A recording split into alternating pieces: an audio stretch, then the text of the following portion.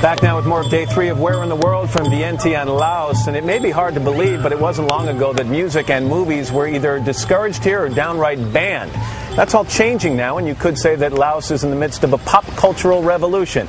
As you know, Peter Alexander is joining us here in Laos this morning, and he's got more on that. Hey, Peter. Matt, what's remarkable is that this country is moving forward, albeit slowly. For years, they listened mostly to Thai music and Thai movies. Now they're proud to have a little bit of their own. We went around the country to remote villages and to the Mekong River, but what we found here in the capital city at an outdoor concert is what far and away surprised us the most. In Laos, young musicians are finally striking a pose of their own. This country's one-name wonder, Aluna, has developed into a national pop star, unimaginable just 5 years ago. Until 2003, performing modern music was virtually outlawed in communist Laos. What surprised you most about the music scene in Laos? That there was a music scene in Laos. It was so ingrained in some of the young people's identities. This outdoor club opened up less than a year ago, and already it's hosting at least one live show every month. Gives you a sense just how far the music scene here has already come. What is it? What is it about it that you like? Lao music is quite, it's not like before. It's a very modern.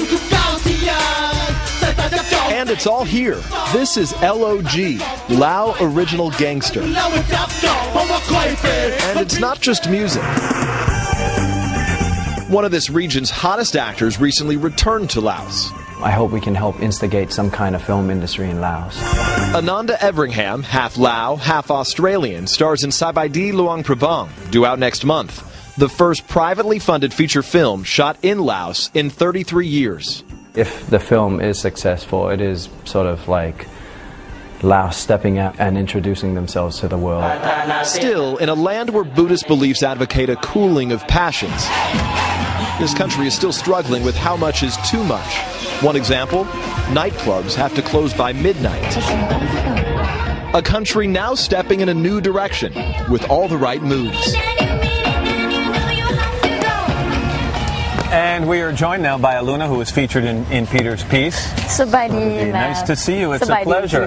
You know, I think people may immediately want to ask a question, Aluna, and that is with music now being allowed more here, are there any restrictions as to what you can say in a song or what you can show in a music video based on the communist government here? Yes, absolutely. There's some censorship, and we are well aware of that as the singers and songwriters and also the video producers. And so we take into the account that we know our limits, how we're going to present our work. And you go up to the line, but you don't cross over the line. Of course.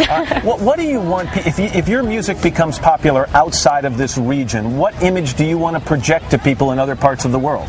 My ultimate goal is to present Lao music, and right now I'm working on my special project, which I will incorporate the traditional Lao beat into the, the modern music. And I have the belief that my culture, my heritage, will symbolize the uniqueness of my music to the world. This is the modern side of Lao, Peter, and we should talk about some of the more traditional. We've seen people, as we've done, say Sabadi. No, that's the greeting, right? And what you don't do there is go low with your hands, right? What you do is the higher up, and you correct me if I'm wrong, but as I've learned, is you say Sabadi to somebody, you put your hands, it's called Tanop. Right. And if you see somebody that's an elder, they go higher. If it's a Buddhist monk, they go quite higher. If it's the anchor of the Today Show, they go real high. Probably not. The feet, you have to be careful with your feet around here. Feet are very low. The head, or hua, as they say in Lao, is high. The feet, or din, are very low. You don't want to step over somebody. And in fact, as you walk by somebody that's an elder, you want to crouch as you pass them to be below them. And also from days gone by, I'm not pointing, I'm gesturing. If you were to pass a monk on the street, you as a woman could not touch that monk, correct? Absolutely. We're not allowed to touch the monk, and we have to stop and low down to let the monks walk past first.